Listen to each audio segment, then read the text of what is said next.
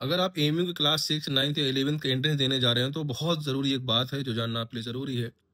खासकर उनके लिए जो रिपीटर हैं, यानी ड्रॉप करके देते हैं, या फिर किसी स्कूल में अपना दोबारा 6 या फिर 9th में पहुंचकर पढ़ रहे होते हैं कि हम भैया यहाँ पढ़ाई भी कर लेते हैं और फिर दोबारा से एमयू भी ट्राई कर लेंगे। तो याद रखिएगा कि अगर आप दोबारा से फॉर्म एमयू का भरते हैं और ऑलरेडी किसी स्कूल में सेम क्लास में, मतलब जैसे आप 6 क्लास का एमयू का एंट्रेंस देने जा रहे हैं और 9th का, और ऑलरेडी आप किसी स्कूल में सेम क्लास में इनरोल्ड हैं, तो आप एमयू का आप इंटरेस्ट नहीं दे सकते। ठीक है? और आपका फॉर्म भी रिजेक्ट हो जाएगा नेक्स्ट टाइम से, और उसके अलावा अगर वहाँ रिजेक्ट नहीं हुआ तो काउंसलिंग के टाइम आपको रिजेक्ट कर दिया जाएगा। तो इस करंट ईयर में भी जिन बच्चों के एडमिशन ऑलरेडी हो चुके हैं और वो लोग अपने, जैसे मान लो जो बच्चे का 6 में हुआ है, ऑलरेडी वो किसी स्कूल में 6 में इनरोल्ड था।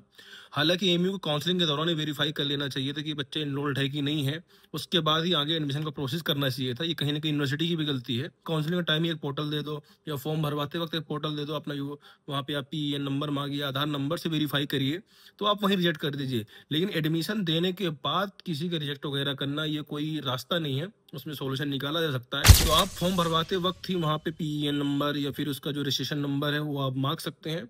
तो अगर लगता है सेम क्लास में बच्चा है, तो आप उसका फॉर्म रिजेक्ट कर दीजिए। तो गवर्नमेंट का एक रूल है, जो यूटाइज पे आपका रजिस्ट्रेशन होता होगा स्कूल टाइम में, फिर आपको एक पीईएन नंबर मिलता होगा, परमानेंट एजुकेशन नंबर, और वो आधार कार्ड से भी लिंक होता है। तो आपका नंबर से ट्रेस हो जाएगा कि आप करंट ईयर में किस क्लास में जाने वाले हैं।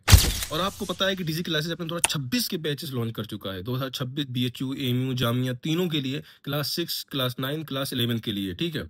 तो सेम प्राइस में आप तीनों यूनिवर्सिटी की तैयारी कर सकते हैं।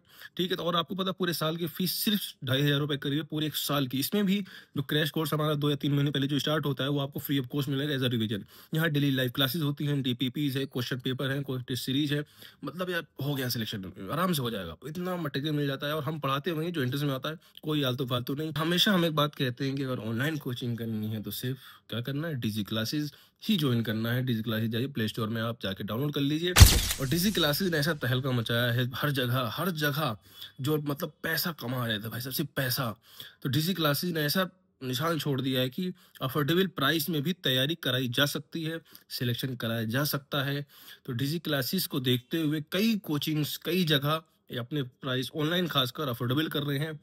ये हमारे लिए गर्व की बात है, खुशी की बात है कि बच्चों को पढ़ने का मौका मिलेगा।